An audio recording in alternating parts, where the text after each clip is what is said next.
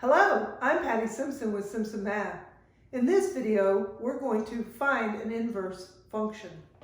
So here I have a fifth root function, and we're going to just find the inverse for it. And there are 4 steps to finding that inverse. The first thing we're going to do is rewrite our f of x as y. We know that this is just our output or our y value. We're just going to rewrite that with y. Our next step is to swap our y and our x values.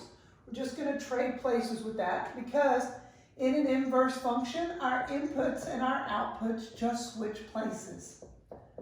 So everywhere I see a y, I'm going to write x, and everywhere I see an x, I'm going to write a y. Now I'm going to solve for y. So I need to get y by itself. The first thing I'm going to do is raise both sides to the 5th power, because when I raise both sides to the 5th power, then that makes this y minus the 5 here and the 5 there kind of cancel out. So that the fifth root of this raised to the 5th power is just that. I'm still trying to solve for y, so I need to get this, to get y by itself, I'm going to multiply both sides by 2.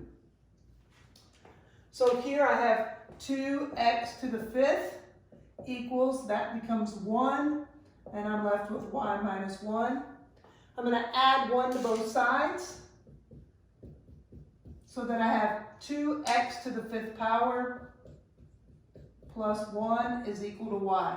I've now solved for y. I'm now going to replace my y with that function notation.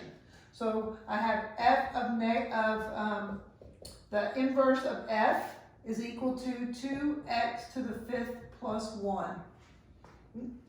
This just means that this is the inverse of that function. I found the inverse of that.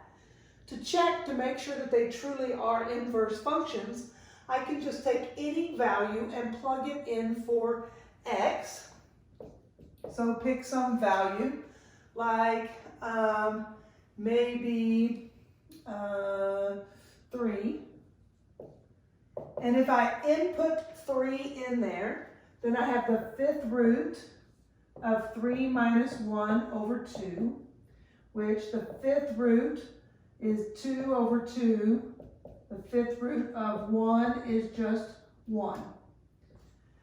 So now, if they really are inverses, when I input this output, I should get the 3 out.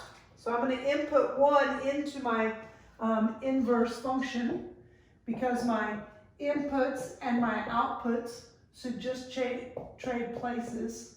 I'm going to input 1 to the 5th power plus 1.